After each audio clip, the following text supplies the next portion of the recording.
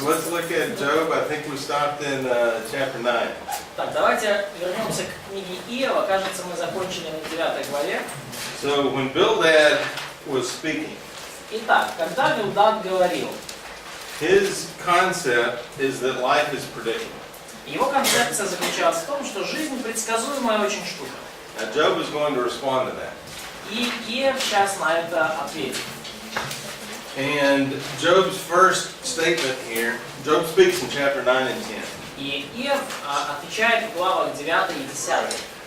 And so in his first paragraph, verses 1 through 12, И в первом абзаце своей речи, в стихах с 1 по 12, he considers a court case against God to be futile.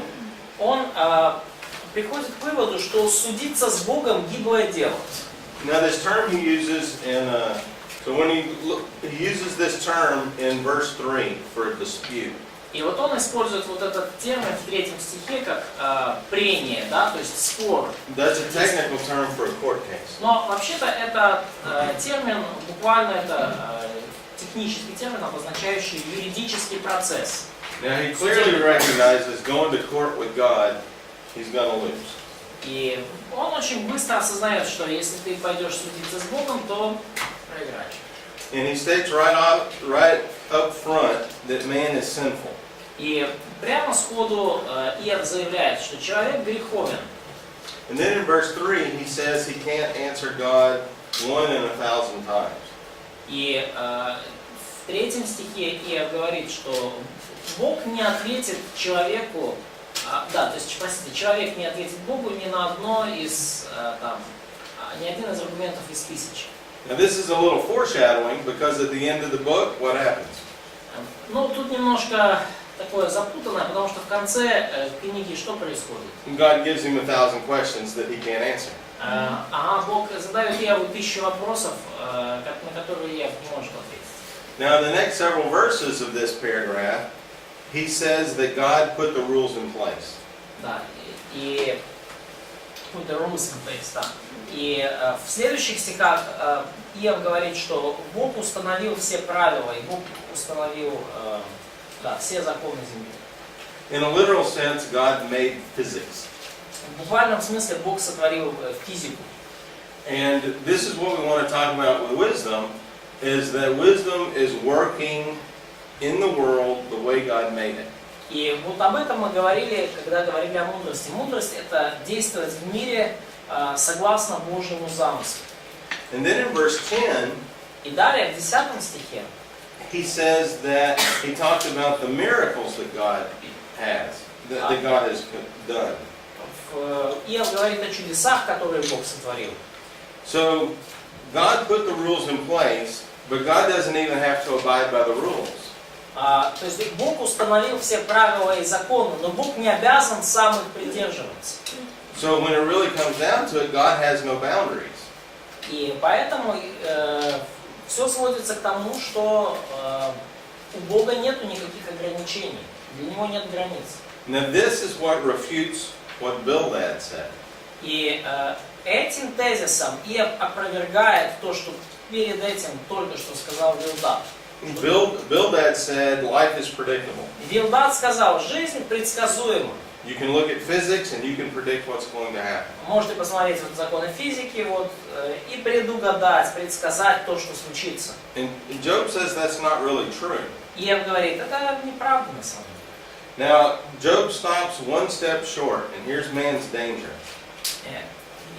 Yeah, he stops one step short in this argument. Да, и Иов буквально один шаг не доходит в своем аргументе. And God is confined by His own righteousness. Потому что Бог на самом деле ограничен кое-чем, и Бог ограничен собственной праведностью. God cannot act against His own essence. Бог не может поступать вопреки своей сущности, вопреки своему характеру. And so the final answer is God's essence. И поэтому конечным ответом на вопрос, как мы уже вчера говорили, является сущность и характер Бога.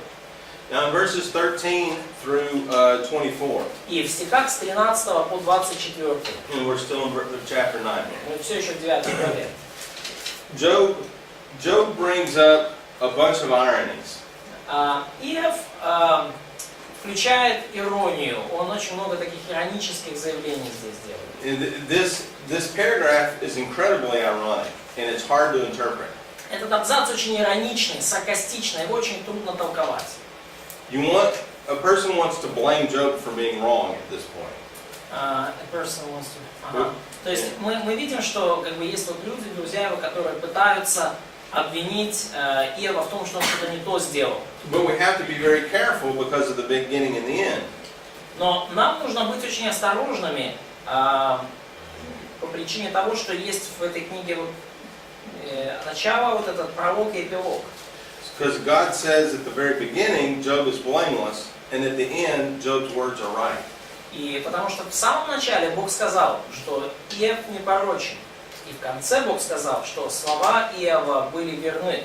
So we have to keep that in mind as we read these verses. Поэтому нам нужно это помнить. Потому что многие люди говорят, что здесь как бы Иов согрешил в словах. So these words seem to be presented as irony. И поэтому нам эти слова, скорее всего, стоит рассматривать как иронию. So look at verse 13 first of all. Посмотрите, например, 13 стих. This term Rahab is a reference to Satan. Rahab.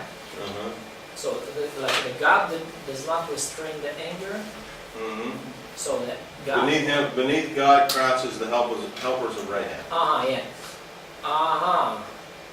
Значит, Бог не отвратит гнева своего, пред ним падут поборники гордыни. Вот это слово гордыня, это, so it's a, Rahab is Satan. Correct. Rahab is the dragon of the garden, or call him Satan normally. То есть вот это вот слово гордыня в английском переводе как Рахаб, и это змей в саду, и это еще один термин для сатаны. So what he's saying is that Satan and his angels are cowering under the wrath of God. И что здесь Иов говорит, что сатана и его ангелы, они падут перед гневом Божьим. Job has identified his sufferings as being under the wrath of God. И Иов свои страдания идентифицирует как результат гнева Божьего. But we know that Job's sufferings are at the wrath of Satan. Но мы знаем, что страдания Иова на самом деле происходили из-за гнева сатаны. But we also know that Satan is under the wrath of God. Но мы также знаем, что и сам сатана под гневом Божьим. And so in verse 14, И в стихе 14 Job asks this question: if Satan cowers before God, why should I get upset at God? Да, в 14 стихе я задаю вопрос: если сатана, как бы он падет, он слабее Бога, то тем более могу ли я отвечать ему и приискивать себе слова? То есть если я, могу ли я вообще перед ним тогда что-то оправдаться? Now in the next two verses, verse 15 and 16, Job calls out his relationship with his judge, and that's God. Да, и в 15-16 стихе Иов вспоминает о своих взаимоотношениях с судьей, и в этом контексте судья это Бог. Now Job is not willing to say that he's unrighteous. И Иов не хочет говорить, что он неправедный. However, at the same time, it's not wrong for a judge to express wrath on a sinner. И тем не менее, с другой стороны, он замечает, что это не является чем-то неправильным со стороны судьи, когда тот гневается на грешника. You look back at verse 2. Job recognizes he's a sinner. В стихе 2, посмотрите назад, 9:2, Иов осознает, что он грешен. And so this is the big challenge for the believer. И это большая трудность для верующего человека. Even when the believer is right, he still has to ask mercy of the judge. Даже когда верующий прав, ему все равно нужно просить милости у судьи. And so in verse 16, Job expresses he would be shocked if God would listen to him. И в 16 стихе Иов говорит, что он был бы шокирован, если бы Бог услышал его. And it would actually be an honor for him to be heard by God. И для него было бы честью быть услышанным Богом.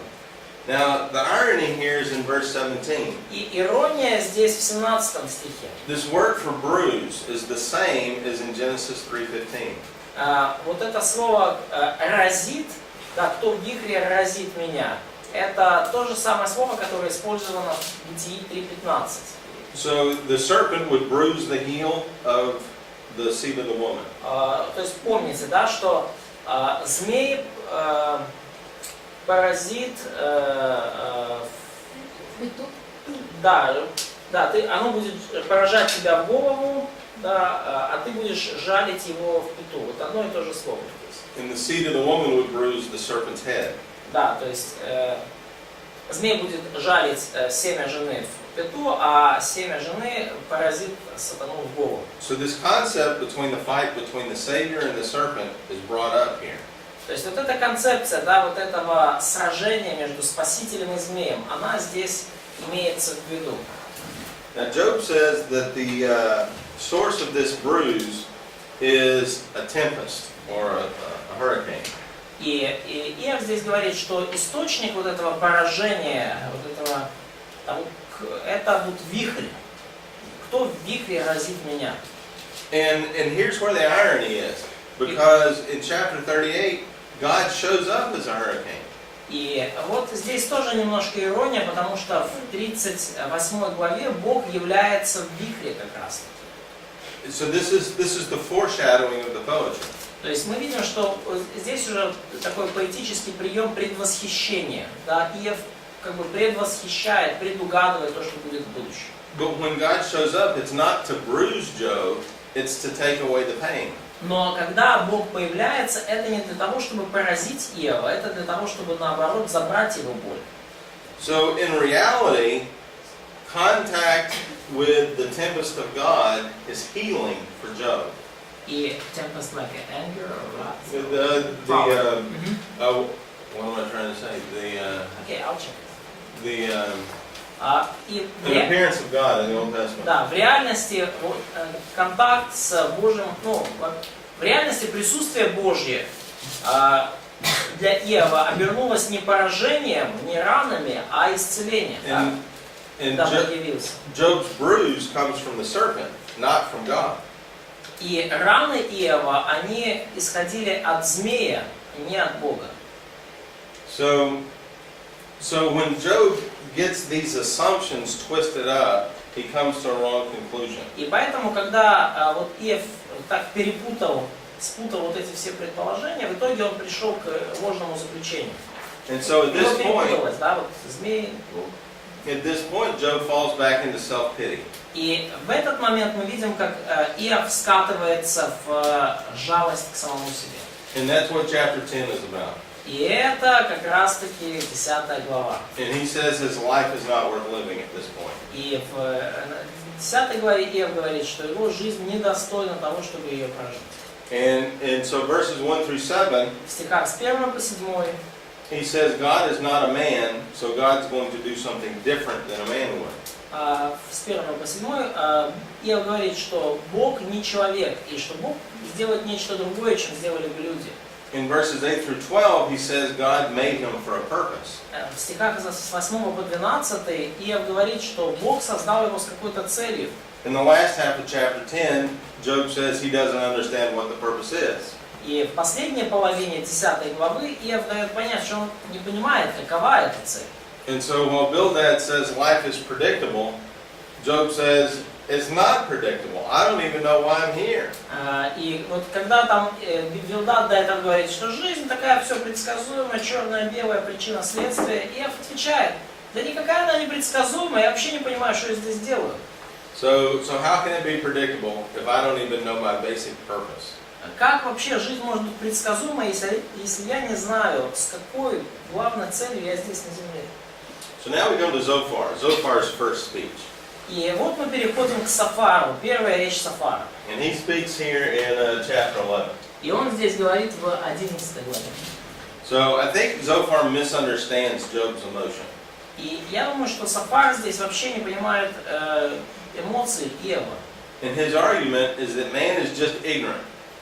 The man in general or Human beings, yeah. Human beings are just Да, ignorant. и аргумент Сафара в том, что люди, они вообще невежественны в целом. Человек невежественный. And again, that doesn't tell the whole story. И опять же, это не вся правда. Это, частичная правда. And again, another counseling point is don't misunderstand your subject's emotions. И опять же, еще одна истина в копилку душепопечителя. Не недооценивайте эмоции вашего подопечного. Sometimes people are emotional at the pain. Порой люди проявляют эмоции из-за боли. Sometimes objective people are emotional because of their own bad decisions. Да, порой люди, которых вы опекаете, они испытывают какие-то эмоции плохие из-за своих плохих решений. And sometimes they're emotional at you. Emotional on you. Yeah, because you're counseling them. Да, и порой причина их эмоций это вы сами, их душепопечитель, потому что вы делаете то, что вы делаете. So you have to be careful in trying to read that. И вам нужно быть внимательными, когда вы пытаетесь прочитать эмоции человека, чем они вызваны. And I think Zophar does a bad job of that. И я думаю, что Сафар здесь справился очень плохо. So we're going to move forward then and look at Job's response here in 12 through 14. И мы сейчас двинемся дальше и рассмотрим ответ Иова с 12 по 14 главу. Now, the first two verses of chapter 12 are hilarious. И первые два стиха в 12 главе, они очень смешные. Now, in American slang, we say "you the man" when you're like the best person. You the man. Like you're the man. Like you're it. Да, но как бы в Америке это говорят, у нас, ты вообще, ты чел, ты мужик, да. So Job says, "You the people." Он говорит, да, и отвечал и сказал, подлинно только вы люди, с вами умрет мудрость. And he says there that when you guys die, wisdom is dead. И Иов здесь говорит, да, ребята, вы умрете и все, и мудрости на земле не станет. You are the only people that have wisdom. Вы единственные люди, у которых есть мудрость. And so in chapter 12, Job bounces back a little bit. И в 12 главе Иов наносит, так сказать, ответный удар. Now look at verse 5. Посмотрите на 5 стих. And Job gives a list here of people that don't consider the serious questions of life. И Иов здесь приводит список людей, которые даже не задумываются о каких-то серьезных вопросах в жизни. And these type of people don't spend time considering the big questions. Это такие люди, которые вообще не задумываются о высоких материях.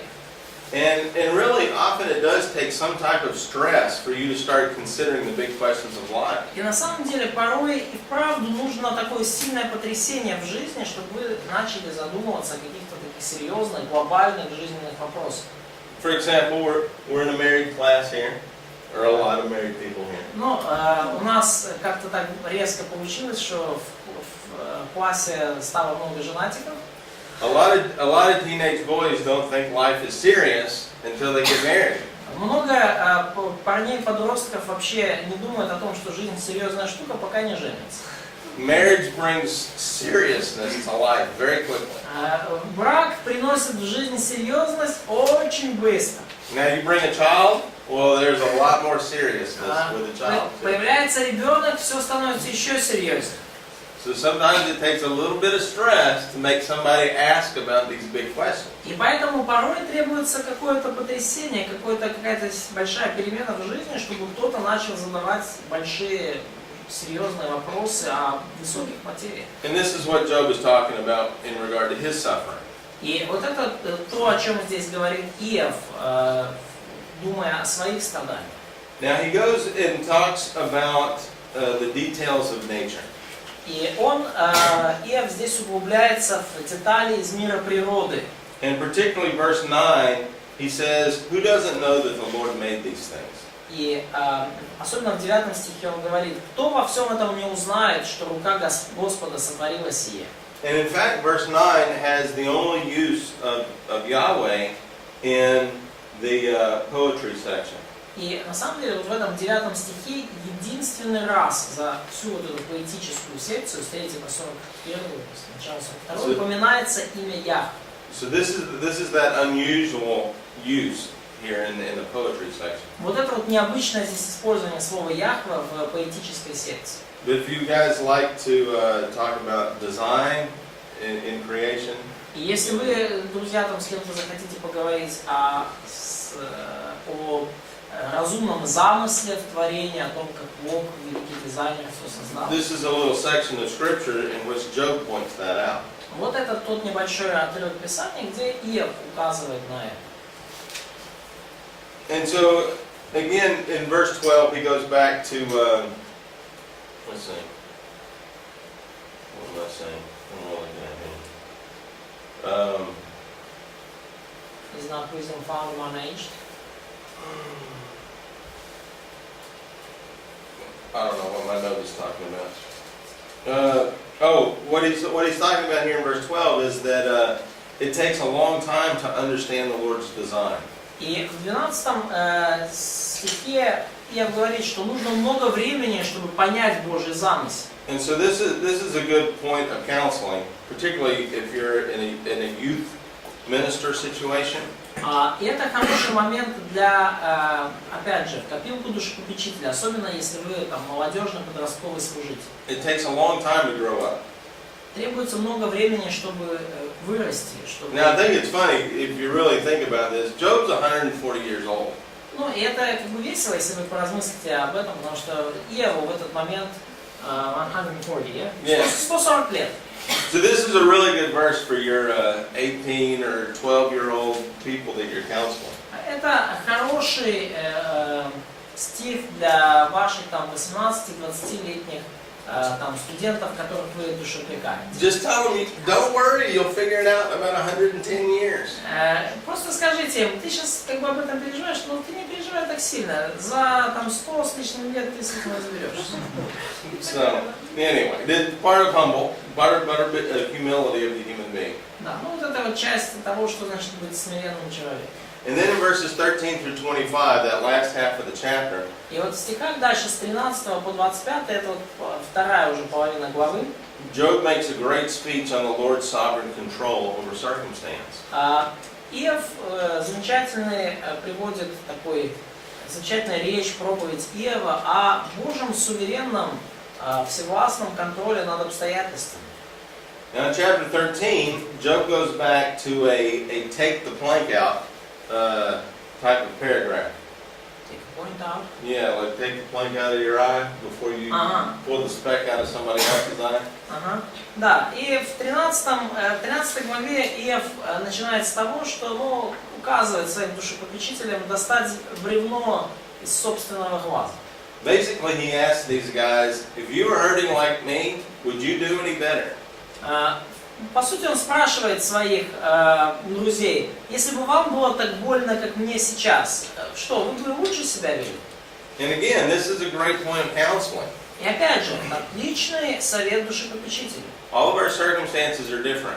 Обстоятельства в жизни у всех у нас разные. And if you're trying to counsel a fellow believer, recognize they may have different circumstances than you. И если вы консультируете вашего брата или сестру верующих, то вам нужно осознавать, что они могут быть в другой ситуации, нежели вы. I mean, if you're comforting somebody that's had a divorce, Если вы утешаете кого-то, кто пережил развод, you may not have had a divorce.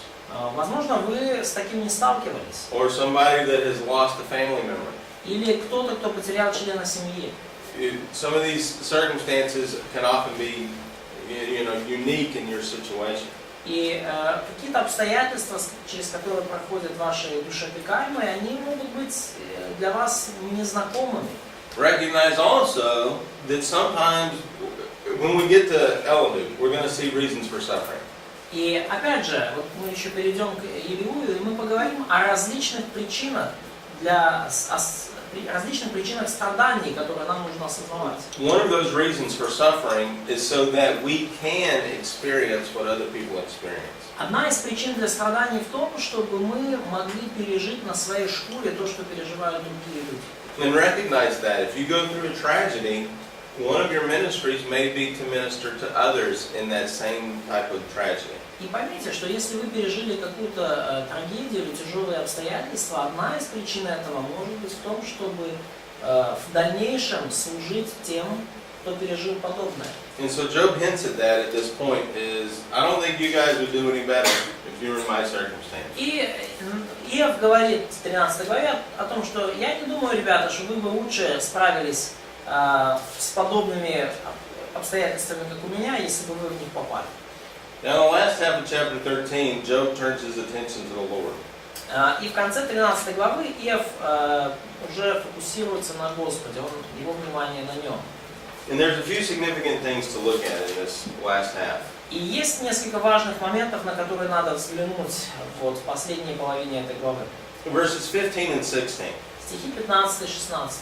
This is a great description of faith and dependence on the Lord. Великое утверждение веры и великое утверждение о том, что значит полагаться и зависеть от Господа.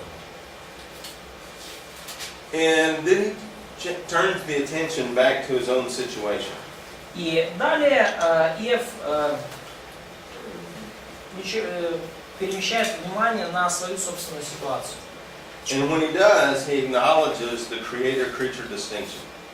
И когда он это делает, он признает различие между Творцом и творением. God and man are different in kind. Бог и человек – это существа разного рода. Now, if you look at this section right here, the center point is verse 22.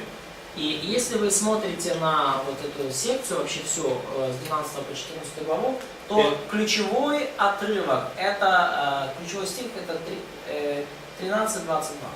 And he says there, call and I will answer, or let me speak and then reply to me.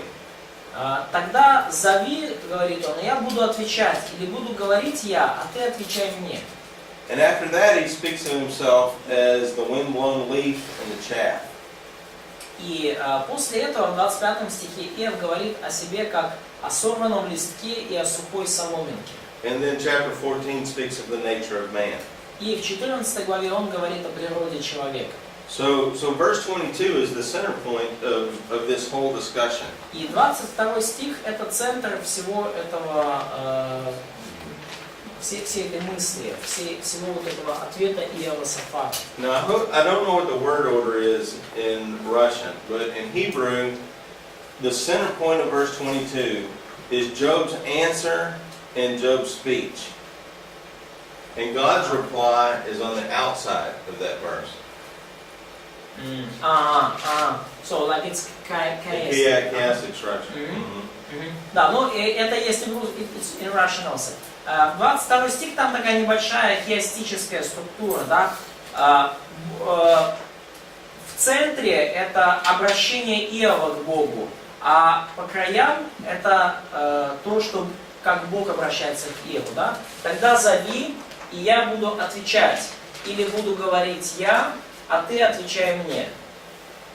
And so this is one of the things to look at in poetry. We'll particularly see this in Proverbs next week. И это то, на что нам нужно обращать внимание в поэзии, особенно четко мы это увидим в притчах на следующей неделе. Всем понятно, о чем притча? When we have a section, Hebrew speaks in sort of a round circle. И вообще надо понимать, Western thought is linear. вообще нужно понимать, что западное мышление, оно линейное, А, Б, В, Г, Д, а еврейское мышление, оно по кругу идет. So we'll see a lot of chiasms. И поэтому вот, мы увидим много таких хиазмов, когда мысль идет как бы по кругу и возвращается в исходную точку. And our eyes need to get drawn to that center verse or the center part of the verse. И поэтому нам нужно всегда, когда мы видим хиазм, особенно внимательно смотреть на центральный стих или центральную часть стиха. Because that will be the main point. Поскольку в центре хиазма всегда ключевая мысль. So before this verse, Job has talked about the creator-creature distinction. И до этого стиха Иов говорит об отличиях Творца и творения. Man is not God, and we're different in kind. Человек не Бог, и мы разные по своей природе. Chapter 14, afterwards, he's going to talk about the nature of man. В 14 стихе Иов говорит уже о природе человека. But then the center verse, Job's speech, is right in the middle. Но в 22 стихе, в центральном стихе, слова Иова, обращение Иова к Богу, они прямо вот в середине стиха. So essentially what he's saying is, I know I'm inferior, but I want to have a say. И что хочет сказать этим Иов, да, что я понимаю, что я ниже Бога, я понимаю, что Он выше меня, но я все равно, я хотел бы иметь право высказаться тоже. And this is a very interesting concept related to prayer. И это интересная очень концепция, особенно если мы связываем ее с молитвой. If you remember many of the parables of Jesus, he's encouraging us to have a say. И если вы помните притчи Иисуса, то во многих из них Он ободряет нас сказать что-то.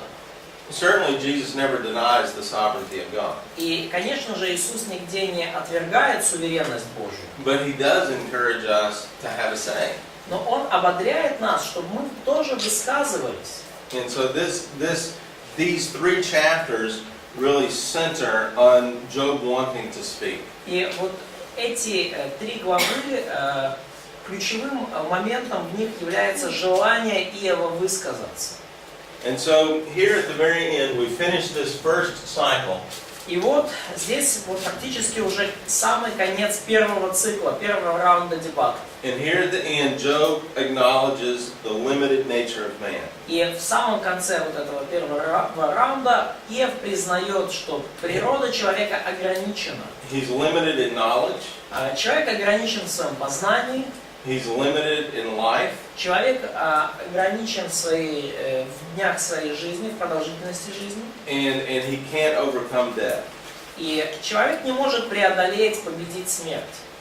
And so chapter 14 deals with that concept. И 14 глава, она как раз таки имеет отношение к этой концепции.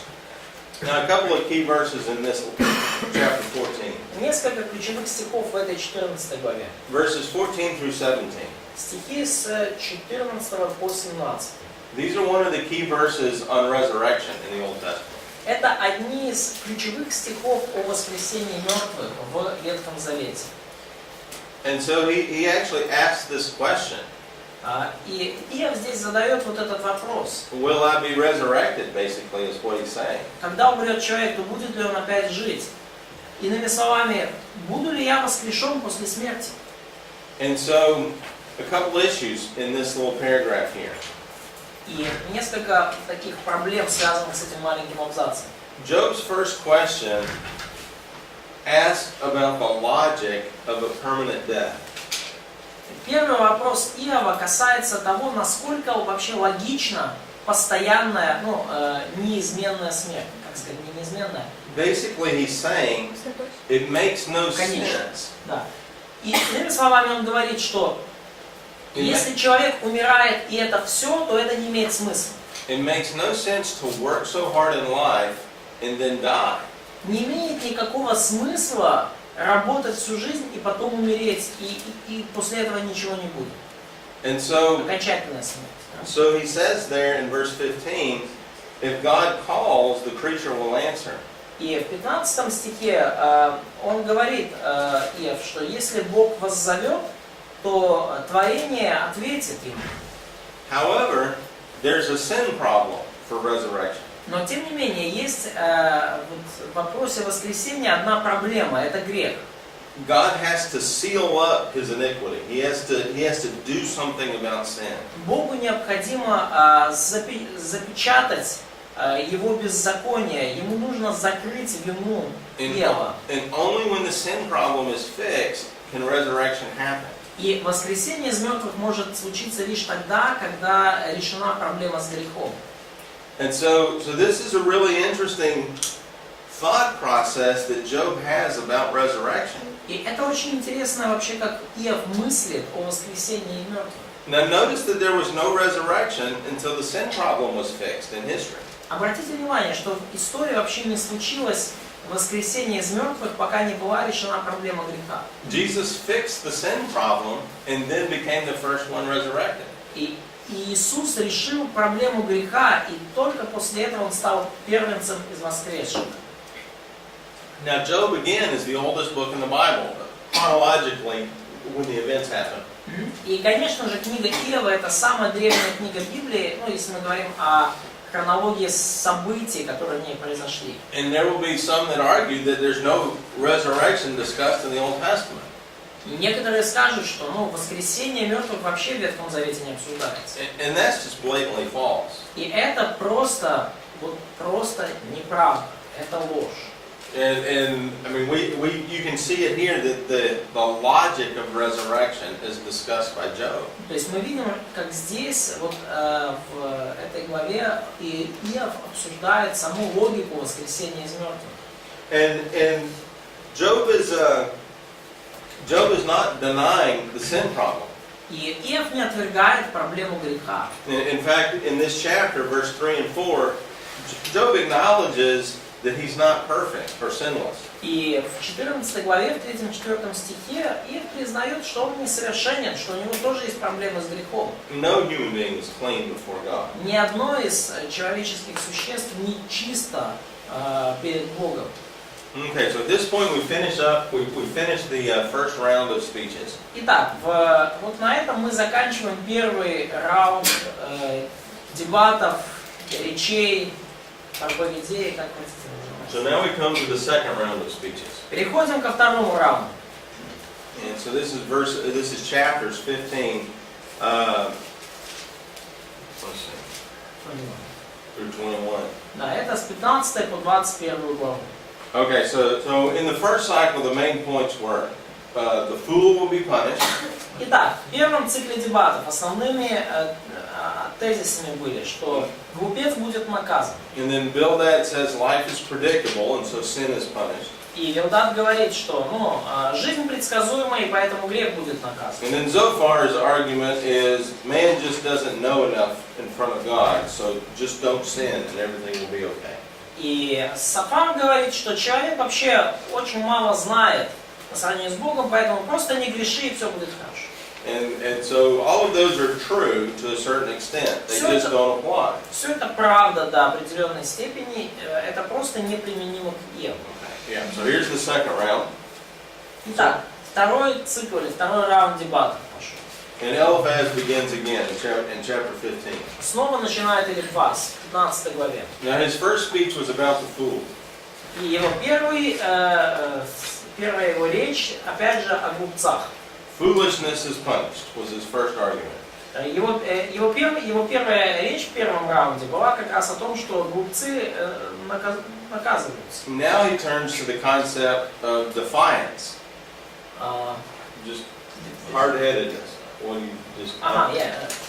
И сейчас Элифаз касается темы упрямства. And he says defiance has a bad result. И он говорит, что упрямство или дерзость приводит к плохим результатам. And again, that's true, but it doesn't apply to Job. И опять же, это все правда, только к Еву неприменимо. And Job's argument is not defying God, he's defying his friend's argument. И Иов не проявляет дерзость или упрямство по отношению к Богу. Иов, может быть, несколько рисковать со своими друзьями, но не с Богом. And again, here's another good point of counseling. И вот еще одна мысль в копилку душепопечителя. Just because a person defies you doesn't mean they're defying God. Тот факт, что человек дерзок по отношению к вам или ведет себя вызывающе, это не значит, что он дерзок по отношению к Богу. And that's very hard to distinguish because we want to speak for God. И это очень трудно отличить, потому что мы же за Бога хотим. And ideally we are speaking truth in our counseling. И в идеале, конечно, мы говорим в процессе душепопечения истину от Бога. But we have to have the humility of limited human knowledge. Но нам нужно быть смиренными и признавать, что наше человеческое знание ограничено. And it is extremely difficult to distinguish between the two. И это очень вообще трудно различить где мы, где Бог.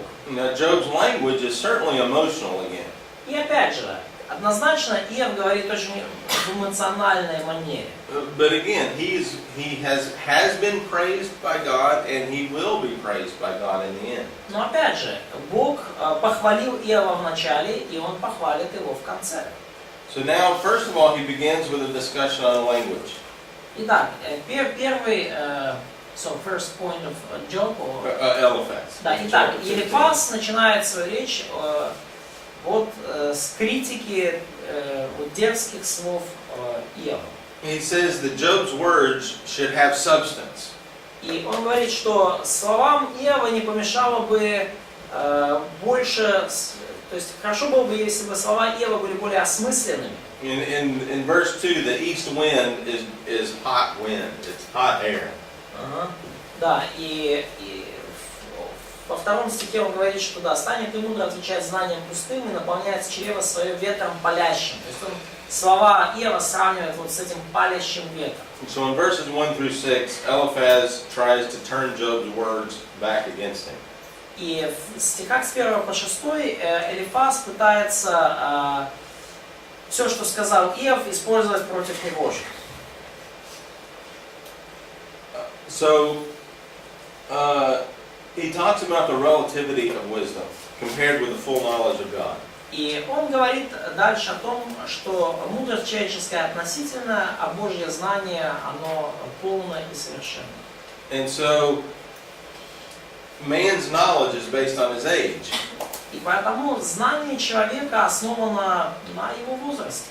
And so the question is, how can Job know? И вопрос потому в том, как вообще Иов что-то может знать. Well, the problem with that argument is, well, how can he know? Проблема с этим аргументом в том, а как Элифаз может что-то знать в таком случае? And so the problem with this counseling session is not that 4 wise men are trying to figure something out. И проблема вот этой душепопечительской сессии не в том, что 4 мудрых человека пытаются что-то понять. The problem is the counselors start out accusing Job of false accusations. Проблема в том, что душепопечители начинают с того, что обвиняют Иова, и эти обвинения ложны. They are just as confined in their wisdom as Job is. Они настолько же ограничены в своей мудрости, насколько Иов не ограничен. So in verses 7 through 16 we have this the next paragraph. В стихах с 7 по 16 мы видим следующий абзац.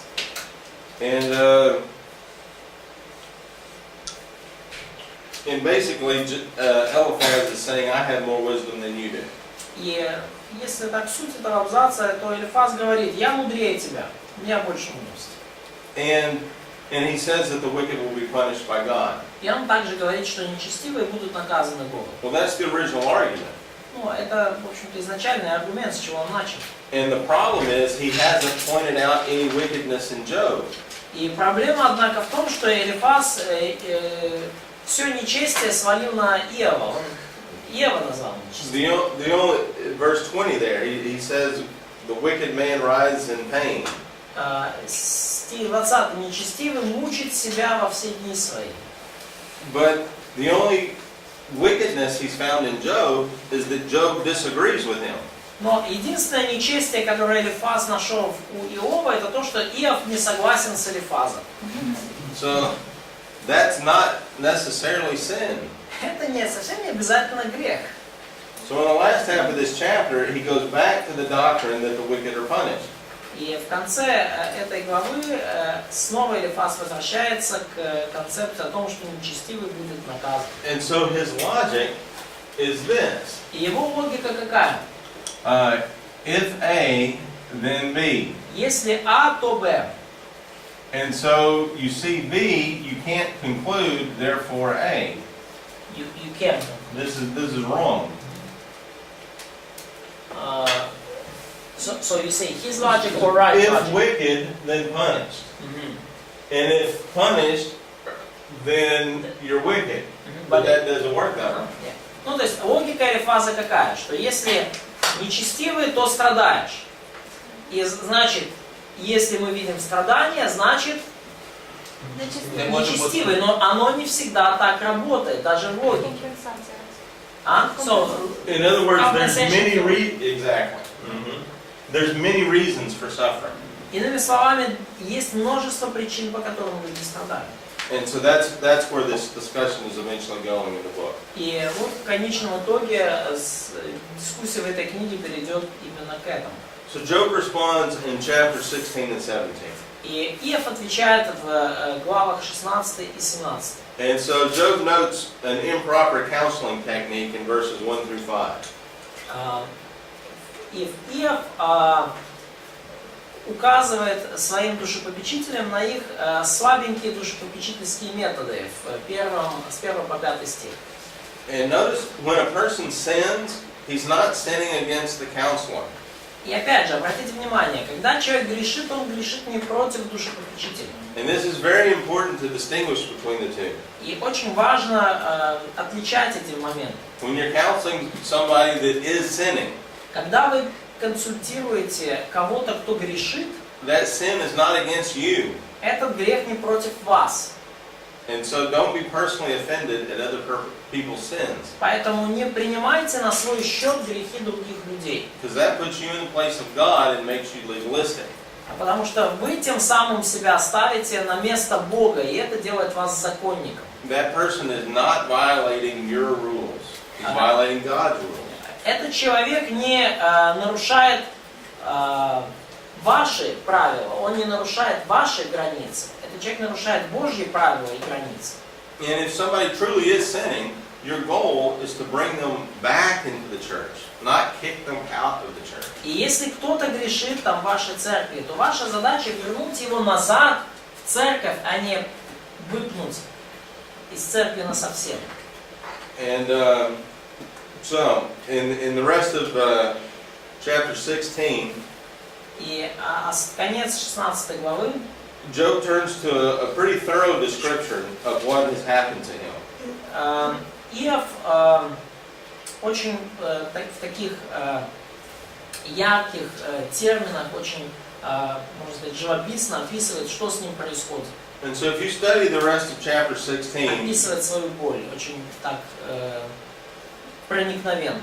you'll see many categories of suffering that a righteous person can receive. И когда вы читаете эту главу, вы видите, какие самые различные страдания может пережить праведный человек. It's not just the loss of health or the loss of his wealth. Это не просто потеря здоровья или богатства.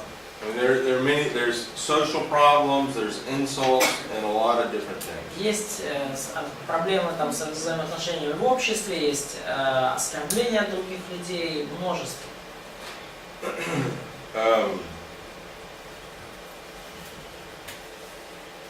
Let's see.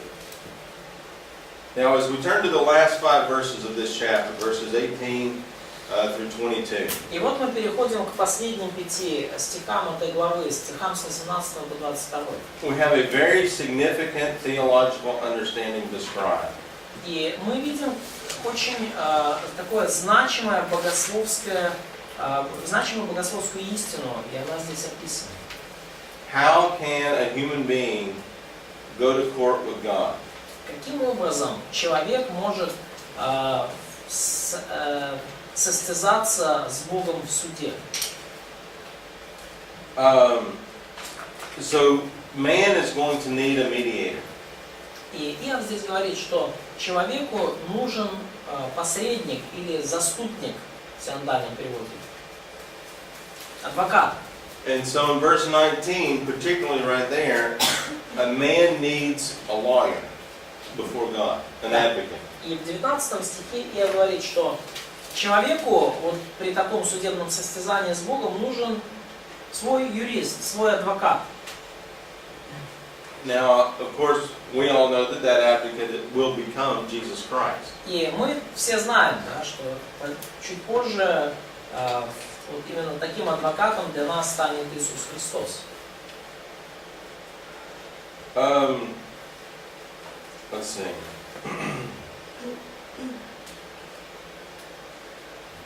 Now, verse 20 is one of these Hebrew puns. Yeah, a pun, where one word means two different things, and it's funny both ways. Ага, окей. 20 стих — это такая игра слов на еврейском языке. Одно слово может иметь несколько значений, и когда оно используется, оно иногда может быть весело. Now, in that first line of verse 20, Вот это первая строчка 20 стиха. it says, "My friends are my scoffers," in one version in English. Scoffer or mocker. Многоречивые друзья мои. Один из переводов английский говорит, что мои друзья насмешники, мои друзья высмеивают меня. In another version, it says, "My friends are my intercessor or mediator." А в другом переводе говорится о том, что друзья мои, они мои, ходатаи, мои адвокаты, посредники. The Hebrew word apparently can mean both. Еврейское слово на самом деле может значить и то, и другое. And this is one of those double entendres. Double on. It has two meanings. Да, и вот это один из тех случаев, когда слово может иметь два значения. And so what Job seems to be saying is, you guys are representing me before God.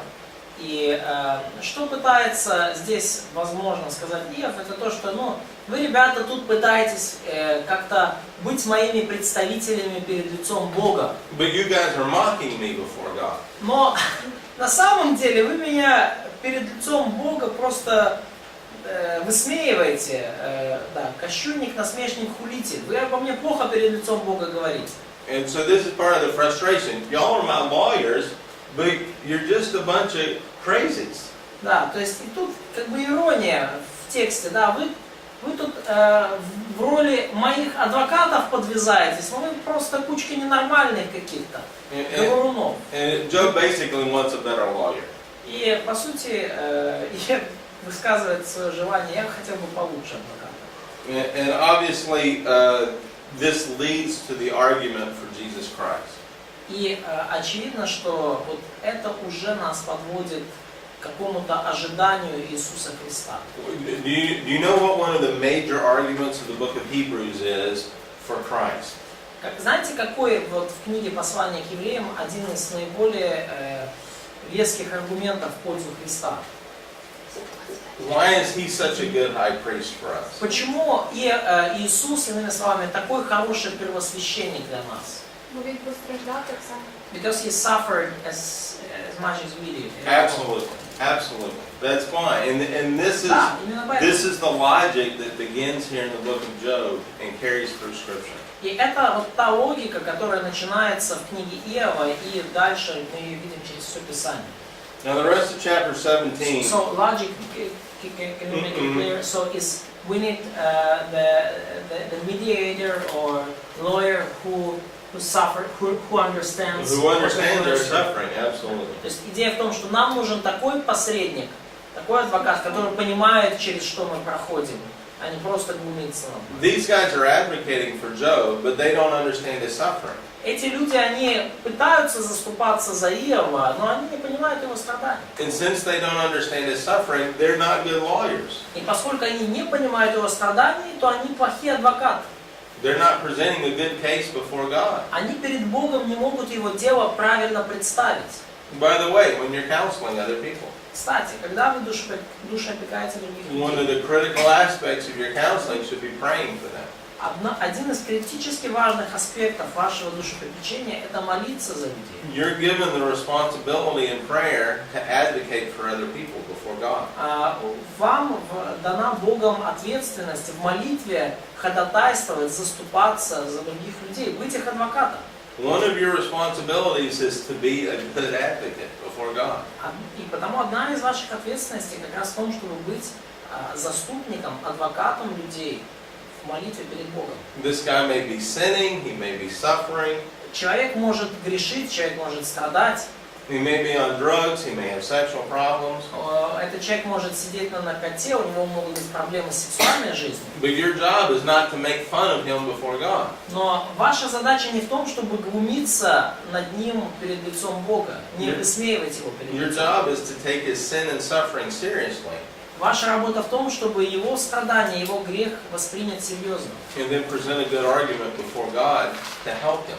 и потом перед Богом представить его дело наилучшим образом, чтобы это ему помогло. If he's an unbeliever, it may relate to the gospel.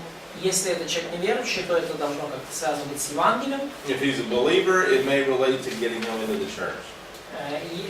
С тем, чтобы донести до него Евангелие. Если это человек верующий, то дело больше уже связано с тем, чтобы вернуть его в церковь. And so again, we have good counseling concepts being brought out in the book of Job. Таким образом, мы видим очень хорошие вот эти концепции о душепопечении, которые прослеживаются в книге Иов. So now we turn to chapter 17. И вот мы переходим к 17 главе. And he's addressed God as judge. И Иов обращается к Богу как к судье.